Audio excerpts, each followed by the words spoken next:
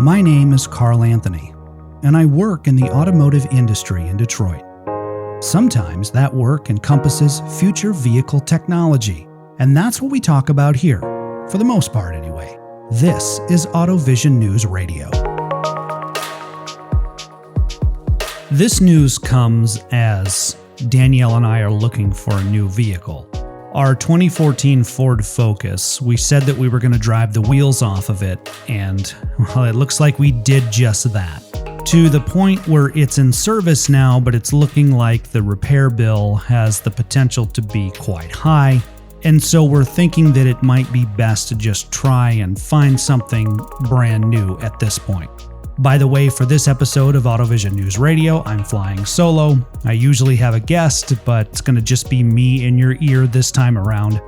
AutoVision News Radio is available on Apple Podcasts, Google Podcasts, iHeartRadio, and Spotify. The Focus that we have now, it was the car that Danielle had before we got married. At the beginning of 2022, we hit about 130,000 miles on the car, give or take. And we had some service work done to it. We said, well, we'll drive it for a year, and then after that, we'll see what's going on. If we need to get something new, then we will, or if not, we can keep driving our gray Focus. Well, over the weekend, we had an unexpected mechanical breakdown. Now we're thinking that it's just time to get something new. What I worry about is that so many people right now are in the same boat. It feels like prices all around us are continuing to rise. We're seeing this in the news. We're seeing it on social media. So it's increasingly important to budget and really stretch every dollar. Vehicles we know are already expensive, second only to a house.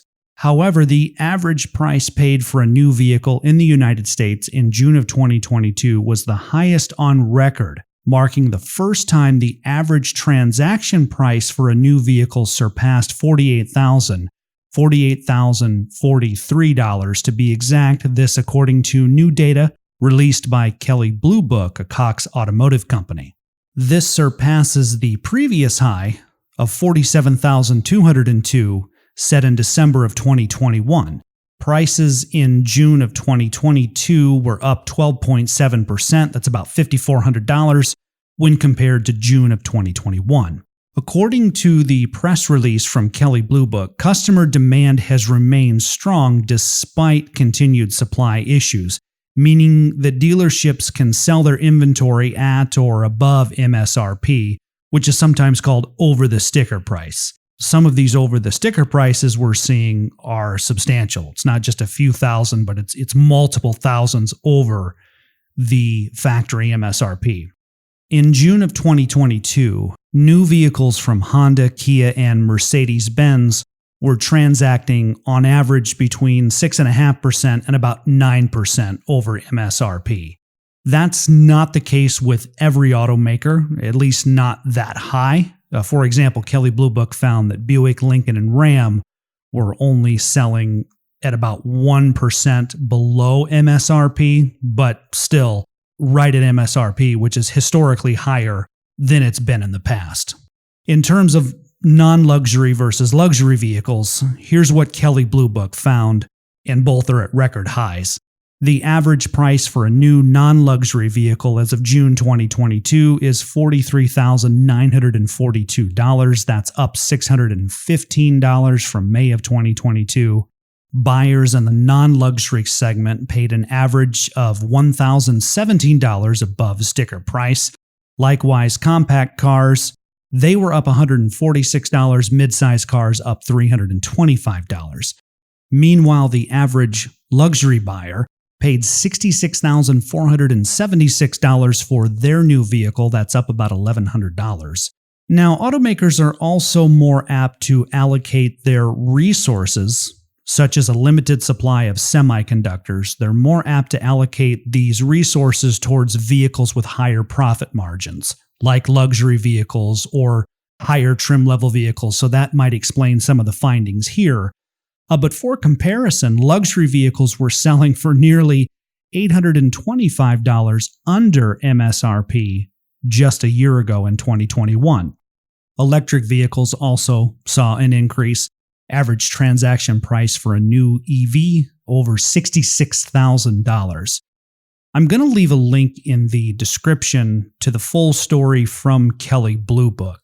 And now in the press release, there's a chart that shows the average transaction price by manufacturer, make, and model, as well as by segment. From my vantage point, there's a few things worth discussing. One is this nagging inclination I have that consumers don't feel like there's an end in sight, that cars are only going to continue to get more expensive, especially when studies like this most recent one from Kelley Blue Book reinforce that idea. Before I was doing Automoblog and AutoVision News full-time, I worked the auto show circuit with FCA and was a member of Chevy's national truck team. These are two full-scale experiential marketing programs that travel the United States.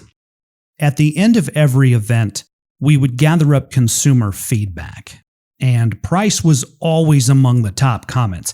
And this wasn't just specific to FCA or GM vehicles, but this was just across the board. Now, I was doing this job, I was part of these teams back between 2015 and 2019. Price was a concern across the board for consumers.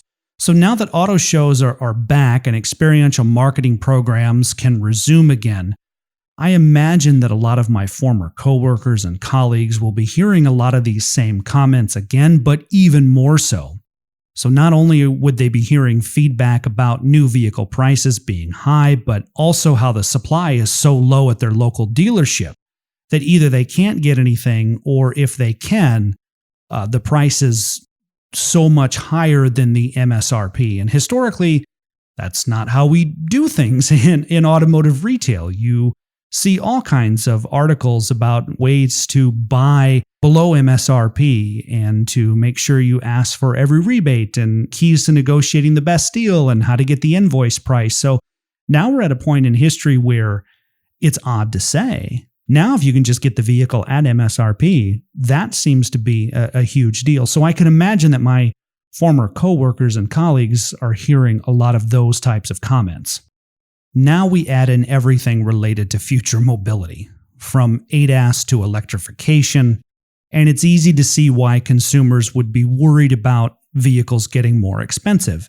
They might like ADAS technology. They might believe in the benefits of autonomy. They might be interested in owning an EV for their next vehicle, but worried about the cost. Back when I was at Wayne State University here in Detroit, my economics professor went into Paul Samuelson's 1983 work, Foundations of Economic Analysis. And she used this as an example to, one, illustrate the complexity of economics as a subject, which is a podcast in and of itself. But she also used it to show just how in-depth the concept of equilibrium is.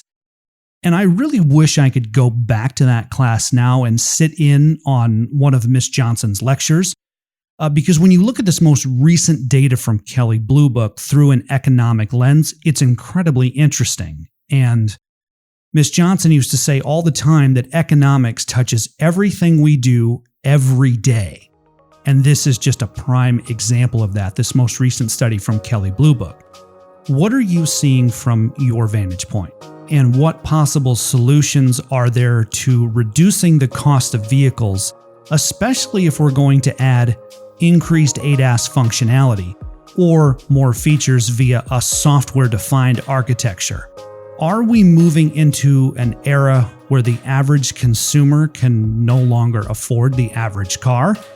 And supply chain difficulties aside, do automakers run the risk of trying to monetize the software-defined car too much, to the point where the thought of driving becomes insufferable because now you just have a giant advertisement on four wheels? I'm going to leave a link to my LinkedIn profile in the description. Please feel free to reach out to me with your thoughts, with your insights, and with your experiences on this topic. Reporting in Detroit, I'm Carl Anthony, AutoVision News Radio.